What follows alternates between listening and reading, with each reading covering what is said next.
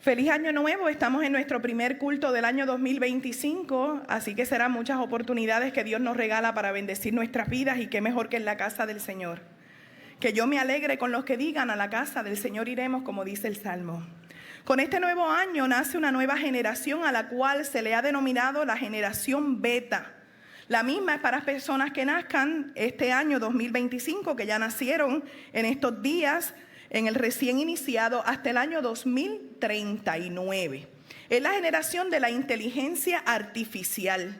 La interacción con dispositivos inteligentes será tan natural como la comunicación verbal para la generación que nazca en estos años. Por lo tanto, esta generación, igual que todas las generaciones, tendrá retos sociales y también retos ambientales significativos, dicen los expertos en estos temas. En particular, sobre esta línea de pensamiento, el cambio climático hará que la sostenibilidad sea una de las prioridades esenciales para esta generación, y qué bueno que nos enseñe a las generaciones anteriores a tratar de salvar, como diría Remy Hermes, nuestro planeta. Hermes es muy amigo de Remy y gracias a Hermes estuvimos en una fiesta cantando eso y hicimos un buen party. Hermes, gracias por recordarnos eso. La generación anterior a la beta es la generación alfa, los que nacieron del 2010 al 2024. Son nativos digitales desde su nacimiento, por eso se le conoce como los screenagers.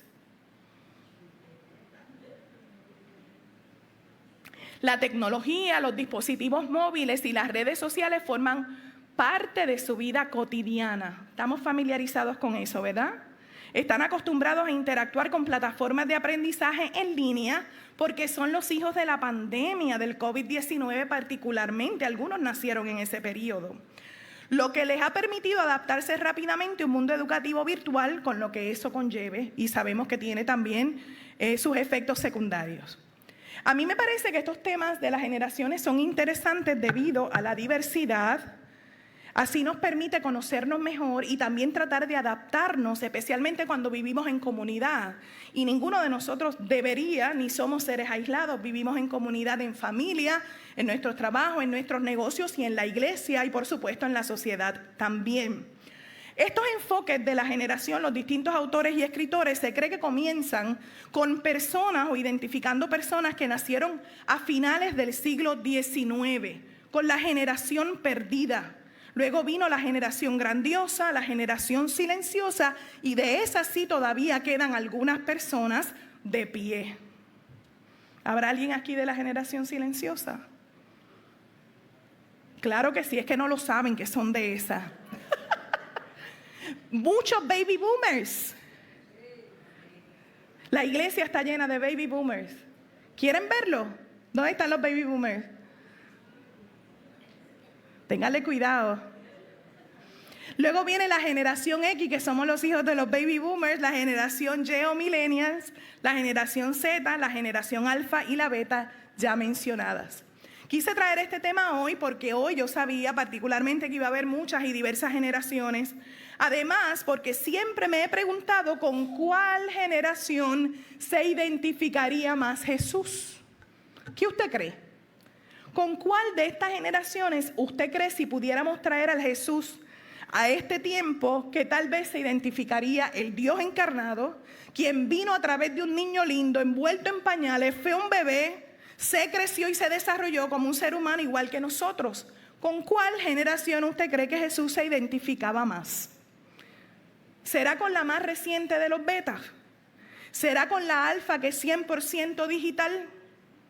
La alfa, volviendo a mencionarla porque es la anterior a la que está actual, que empezó con el 1 de enero, tiene una fuerte conciencia ambiental, pero además también son auténticos, buscan la autenticidad. Por lo tanto, es importante a la iglesia que siempre tengamos presente a esos niños y niñas y jóvenes alfa, porque ellos buscan en nosotros, en sus líderes, en sus padres, que seamos auténticos, no que digamos una cosa y hagamos otra. A eso se le suma que son individualistas, pero a pesar de su independencia en muchos aspectos continúan dependiendo de sus padres para la toma de decisiones. ¿Alguien dice amén a eso?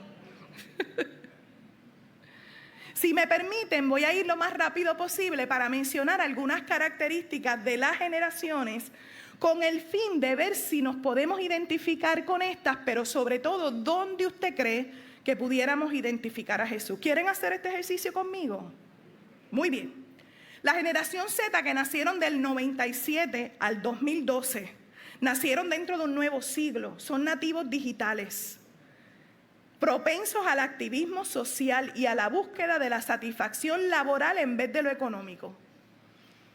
Es la generación más preocupada por el cambio climático y la más partidaria de utilizar fuentes renovables para combatirlo. Los millennials, o la generación que nació del 81 al 96. Al haber crecido en la era digital, tienen un enfoque muy integrado a la tecnología. Son los padres y las madres de la generación Z en adelante. Esto explica muchas cosas. Si nuestros muchachos están dentro del celular, papá y mamá también, con sus excepciones. Han desarrollado una mayor necesidad de conciliación de la vida laboral y familiar, más que sus predecesores. La generación X, la mía, de los que nacieron del 65 al 80. Yo no nací en el 65, pero tampoco en el 80, ¿ah? Nacimos junto con el nacimiento de Internet, de los videojuegos y de la televisión por cable. Qué momentos tan extraordinariamente agradables fueron aquellos. Descubrir MTV el día que pusieron cable en casa, la primera vez que tuve un Atari en las manos. Me dan ganas de volver a esa época. Ahí era cuando me criaba con mis hermanos y nos dábamos de bimbonazo. Que mucho nos queríamos a pesar de eso, caramba. Éramos tan felices y no lo sabíamos. Yo crecí entre dos varones, uno mayor y uno menor, y tenía que defenderme sí o sí. Eso explica muchas cosas para la iglesia. Esta generación incluyeron a la mujer en la fuerza laboral de forma más activa y son más abiertos a la diversidad. Eso explica otras. Somos puente entre los boomers y las próximas generaciones. Por lo tanto, nos caracteriza que usamos mucho el análisis crítico, somos adaptables, independientes y prácticos. ¡Tarán! Los boomers, que abundan aquí precisamente su nombre porque vino el boom de su natalidad, la más numerosa en la historia humana, crecieron con el auge de la cultura de consumo y prosperidad económica. Miren cómo yo lo voy a describir y los hijos de que están aquí me van a dar la razón. Escuchen. Fue la primera generación en destinar sus ingresos a bienes de consumo masivo como automóviles y electrodomésticos. Qué valiosas esos Osterizen. Y los microondas. Y a servicios relacionados con el bienestar, el ocio y el turismo, como vacaciones y eventos de entretenimiento. Por eso viajan tanto. Trabajadores leales, fieles. Tanto así que pueden estar toda la vida en el mismo trabajo. Hasta jubilarse, si se jubilan, tipo Jorge Rivera Nieves, cuando Cristo venga. Saben trabajar en equipo. Se adaptan a los cambios tecnológicos y cómo. Lo que no saben lo averiguan. Y se asesoran con nosotros los más jóvenes y nos vuelven locos. Eso no lo dice aquí, lo dije yo. Se ocupan de su salud y por eso siempre tienen muchas citas, incluyendo citas amorosas, dice la literatura. ¿Le pido que levanten las manos? No voy a hacer eso. Termino con la silenciosa, los que nacieron entre el 28 y el 45. ¿Ve que hay gente aquí?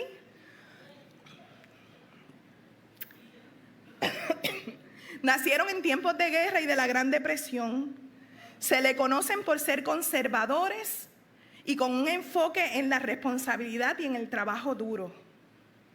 Su nombre se debe a la supuesta resistencia para expresar sus opiniones políticas debido a la represión. Con este ejercicio, hermanos y hermanas, ¿con cuál usted cree que identificamos a Jesús? ¿Con cuál usted identificaría a Jesús? Yo pienso que con todas. Porque de los evangelios y el testimonio escritural nosotros aprendemos y sabemos de Jesús que él pasó tiempo de guerra. Enfrentó a los conservadores. Hubo tiempos de silencio por opresión, escasez y sufrimiento. Se dio el trabajo duro, fuerte, trabajó en equipo. No le gustaba estar solo, pero supo estar solo también. Estuvo presente en los cambios de era y en la era del cambio. Era muy económico, tanto así que era pobre, y no era su prioridad el dinero, sino la gente. Era tiempo de calidad lo que él ofrecía y quería recibir, y también mucha calidad social. Integró a las mujeres, se abrió a la diversidad, tenía conciencia ambiental y social, era auténtico y todo lo consultaba con su padre. ¿Con cuál identificas a Jesús? Así me parece que se cumple la escritura cuando dice: de generación en generación Dios se encarga de hacer notoria su fidelidad. Así que mucho más allá de nosotros identificar a Jesús con una generación, es Jesús quien se identifica con nosotros, para que nosotros tengamos el ADN de Jesucristo. Por eso, hermanos y hermanas, sin duda, Jesús es el Señor de todas las generaciones. Y de todo lo que pueda caracterizar a Jesús según las generaciones, diciendo y nosotros proclamando, adorando, leyendo, viviendo y afirmando en nuestra fe que Él es Dios y Señor, que es Rey, que es amor, que es gracia. Al hablar de Jesús hablamos de compasión y misericordia. Él es intercesor por nosotros delante de Dios. Es la puerta, es el pan, es el agua de vida, es camino, es verdad. Es alfa, es omega, es principio, es fin, es admirable, consejero, Dios fuerte, Padre eterno, príncipe de paz. Y me quedo corta en mencionar quién y cómo es Jesús. Y entre todo esto, yo no quiero que hoy se pierda, entre estas líneas, entre estas palabras, entre este culto y entre las escrituras, que Él es el pastor. No queremos que entre los relatos de la celebración navideña se nos pierda que Jesús es el pastor de todas las generaciones. Y hoy que nosotros concluimos las celebraciones de la Natividad, Jesús es mi pastor, es tu pastor, es nuestro pastor, Él es el pastor. Él es el pastor. ¿Cuántos lo saben? ¿Cuántos lo creen? ¿Cuántos lo necesitan? Cuando leíamos hace un momento en Mateo 2, a través de la voz de quien le di de cocotazos, sobre la llegada de los sabios de Oriente, yo quisiera que usted por un momento pensara en los padres de Jesús. Ellos habían tenido tiempos muy difíciles y desafiantes, como los tiempos difíciles que muchos nos ha tocado vivir en algunas circunstancias de la vida, antes, después o quizás hoy. Ellos vivieron migración, mudanza, incertidumbre, miedo, persecución, amenazas de muerte, pobreza, necesidades, incomodidades, cambios y muchas promesas divinas en las cuales estaban esperando. En medio de esa vorágine de situaciones y de emociones, ellos mantuvieron su fe fuerte, firme y fiel en el Señor. Ellos supieron esperar en lo próximo que iba a venir. No se desesperaron, y si se desesperaron no tomaron decisiones alocadas y a la ligera. Aprendieron lo que dice la Escritura de lo que significa vivir por fe y no por vista, y saber lo que significa ser guiados por el pastor, por Dios como pastor de las ovejas. Y saber que Dios es el pastor es saber que nosotros somos sus ovejas. Y como bien dicen las Escrituras a través del Salmo 100, pueblo suyo somos y ovejas de su prado. No es saber y decir que Dios es mi pastor y por lo tanto nada me faltará, sino que yo soy su oveja, vivo como oveja y me comporto como oveja del buen pastor. Y eso hará siempre una gran diferencia. Esperando en Dios en medio de la incertidumbre, de la pobreza, de las amenazas de muerte y de los problemas que tal vez lo hicieron llorar y buscar alternativa, como hoy cualquier situación a ti te hace llorar, te hace sentir ansioso, incómodo, incómoda, con la decisión que tienes que tomar mañana, con el cambio de horarios, de sitios, de lugares, de trabajos. Los hijos crecen. La universidad, el posgrado, lo que tengo que hacer, la reválida, el examen médico y en fin, son tantas cosas que a veces nos sentimos tan abrumados. Pero Dios no está ajeno a nuestra historia. Él sabe de primera mano y desde primera fila lo que tú y yo sentimos y lo que necesitamos. Así que esta historia nos ayuda a nosotros a ubicarnos en la historia misma de los padres de Jesús y en Jesús mismo. Y esta historia tiene más realismo mágico que Gabriel García Márquez con sus 100 años de soledad, en libro o en Netflix. Usted escoja.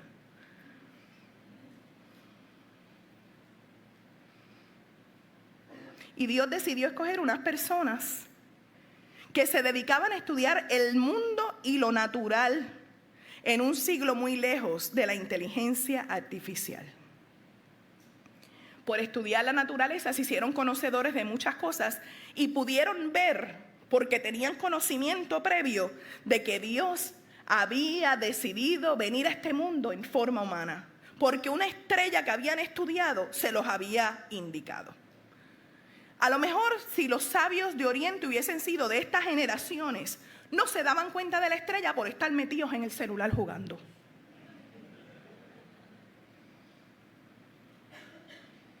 Y eso no solo le hubiera pasado a los sabios, eso pasa en todos sitios, hasta en la iglesia. A veces estamos tan pendientes al teléfono y a otras señales a nuestro alrededor que se nos pasan las estrellas y la estrella misma. A los sabios no, aprendamos de ellos.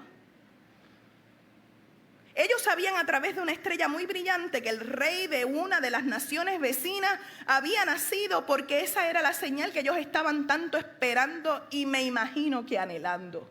Usted sabe lo que es mirar, estudiar, estar pendiente y de momento sale la señal. Aquellos que aman mucho el celular saben que cuando vino el apagón y nos quedamos sin el wifi o wifi, como dicen en otros países, según la generación se vuelven locos. Para algunos es una bendición y para otros necesitamos, olvídese de la nevera, pero mi celular tiene que tener batería.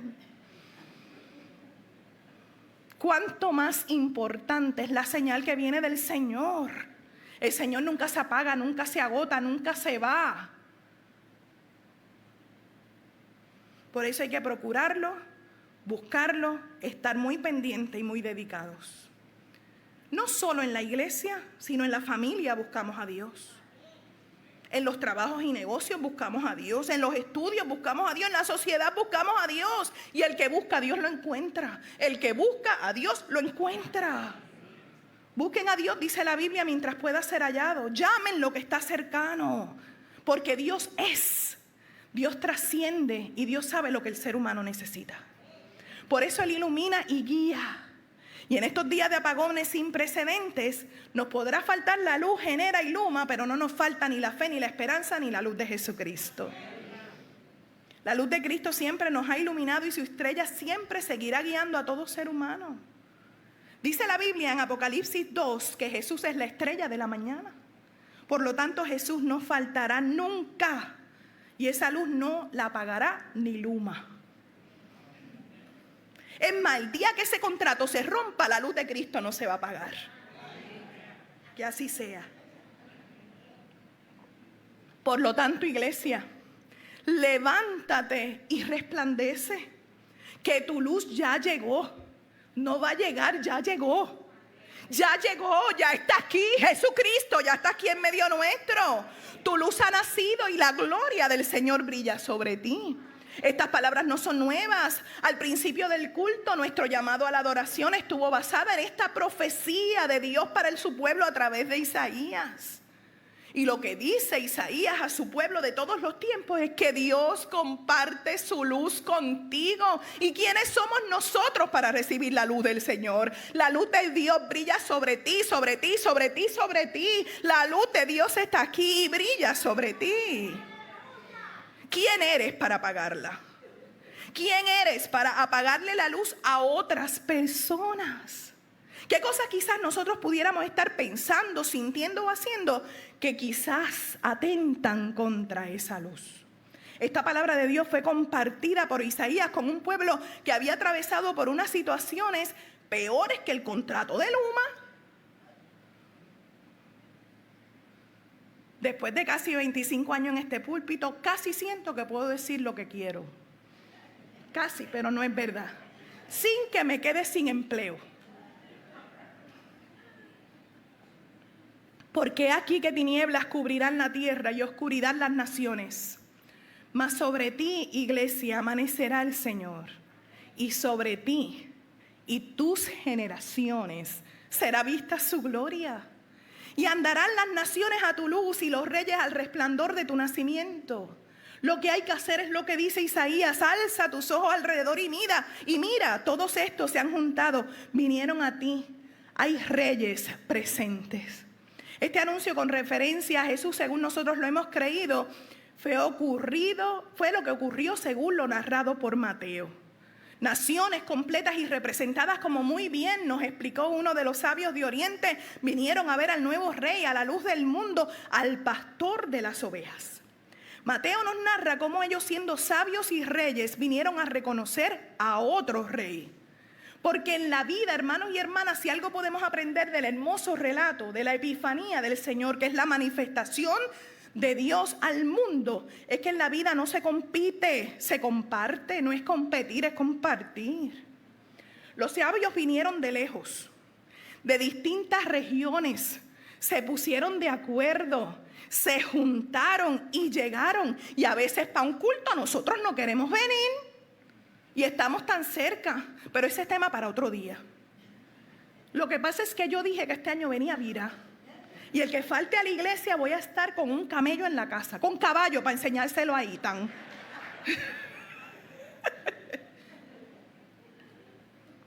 Y les voy a decir por qué.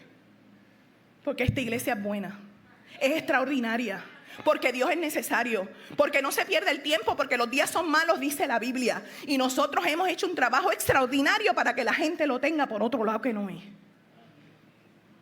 Esta iglesia es para que esté llena, las puertas abiertas. No está todas las iglesias, porque la palabra es Cristo Jesús. Y es necesario vivir escuchando la palabra del Señor. Además, yo me he fajado por ustedes. Es lo menos que yo espero. Además, y por último de este tema, para cejar este paréntesis, cuando usted ha necesitado la iglesia ha estado ahí.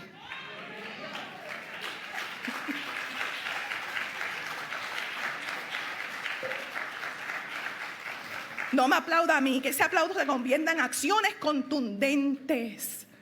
Porque yo estoy, mañana quizás no, pero Jesucristo siempre permanece. Y esto tiene que estar repleto. Yo anhelo que aquellas sillas brown que nos llevamos para allá, no las tengamos que traer para acá. Y eso no depende de mí. Yo estoy haciendo mi tarea. Depende de ustedes. ¿Alguien dice amén? Sí, vine, mira. Después de los 25 tenemos que evaluar qué va a pasar.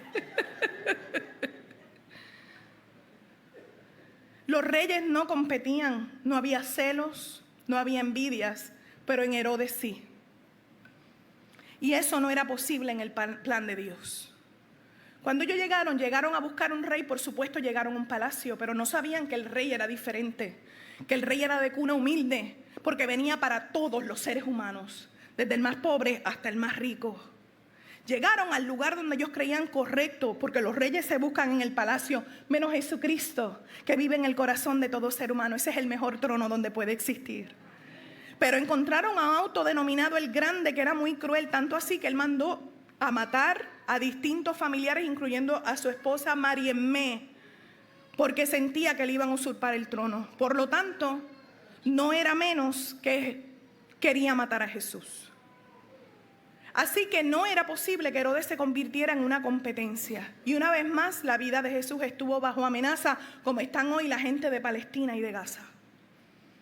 Cuando en nosotros no reconocemos que los celos, la envidia y la violencia nos amenazan, entonces nosotros estamos cayendo en los Herodes de la vida. Como en Cabo Rojo, que se quemaron unos negocios, o como la mesera que agredieron por la razón que haya sido. ¿A dónde estamos llegando para resolver nuestras situaciones? Pero eso no resulta casi en nada si hablamos de los feminicidios y de las muertes que hay en este país. Y en medio de esto están creciendo nuestras generaciones.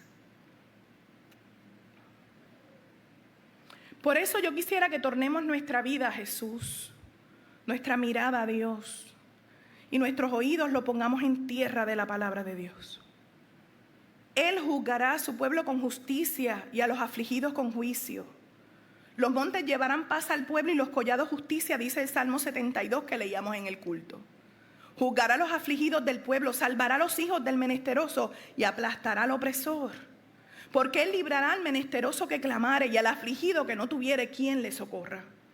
Tendrá misericordia del pobre y del menesteroso y salvará la vida de los pobres. De engaño y de violencia redimirá sus almas. Y así es Jesús, el que cuida el que ama, el que da la vida, el que se entrega, el que no duerme, el que está pendiente, el que da de comer, el que protege, como un pastor que lo hace con sus ovejas. Quiero terminar recordándote la importancia radical en estos tiempos y en estas tierras bíblicas de la figura del pastor, tal y como lo conocemos con exactitud a través del Salmo 23. Y ante toda la opulencia de un rey, de un reinado, llegan gente de renombre con cargos importantes, representando naciones y con presentes como oro, ciencio y mirra, para buscar un niño que iba a crecer para un ministerio importante, lejos de lujos, comparado con un pastor de ovejas. Los pastores de ovejas estaban en la última línea de la estrata social. Y ese pastor recibió oro, incienso y mirra. No solo eso, estos sabios llegaron a su casa, le abrieron sus tesoros y le adoraron. Si ellos viniendo de lejos y siendo gente de renombre lo hicieron, ¿cuánto más nosotros? Nosotros debemos vivir adorando al Señor, no solo llegar a la iglesia a adorar. La adoración debe ser nuestro estilo de vida, abrirle nuestro tesoro. Y qué mayor tesoro que nuestro corazón, qué mayor tesoro que nuestro tiempo, qué mayor tesoro que nuestra familia, que nuestros pensamientos y que nuestros intereses, para adorar sin que nada lo impida. Pero si vivimos desenfocados, entretenidos, con nuestro corazón lejos o endurecido, diciendo no necesito a Dios, o no necesito de la gente, o no necesito de la iglesia, es como decir no necesito adorar. Y vamos por la vida buscando en el palacio a los Herodes que nos amenazan y nos pueden hacer daño.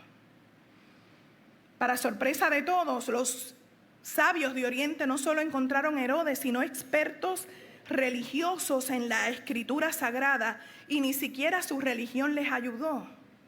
Quien sabe mucho de letra y no lo practica es como ruido de lata. Si tú sabes mucho de Dios y puedes oír y no obedecer, entonces eres como un címbalo que resuena. Y tú, Belén, de la tierra de Judá, eres importante entre los gobernantes de Judá, porque de ti saldrá un gobernante que guiará como un pastor a mi pueblo Israel. Estas palabras del profeta de la antigüedad están vigentes hoy, la leímos en Mateo 2. Jesús es todo y es pastor. Y como pastor nos cuida, da la vida, nos alimenta, nos ama. Pues entonces, si sabemos esto, vale la pena tener una vida dirigida por el pastor, entregada al pastor, y que vivamos como sus ovejas. No como ovejas perdidas.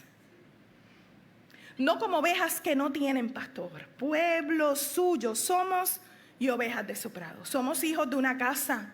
Somos hijos del Señor. Somos discípulos del Señor. Y no solo nosotros, sino nuestras generaciones. Y Puerto Rico y el mundo necesita que estos niños que vimos hoy, estos jóvenes que tenemos aquí, puedan crecer conociendo algo más de lo que sale del entorno y de tu familia. Para que desde cada una de nuestras vidas todas las naciones escuchen que todavía hay un pastor de ovejas que tiene un rebaño al que cuida, que guía y que ama. Y esa promesa que vemos de la Biblia en distintas oportunidades, Dios la ha cumplido por medio de Jesús. La pregunta no es si Dios va a cumplir sus promesas. Nosotros sabemos esa respuesta. Es si tú le vas a cumplir a Dios.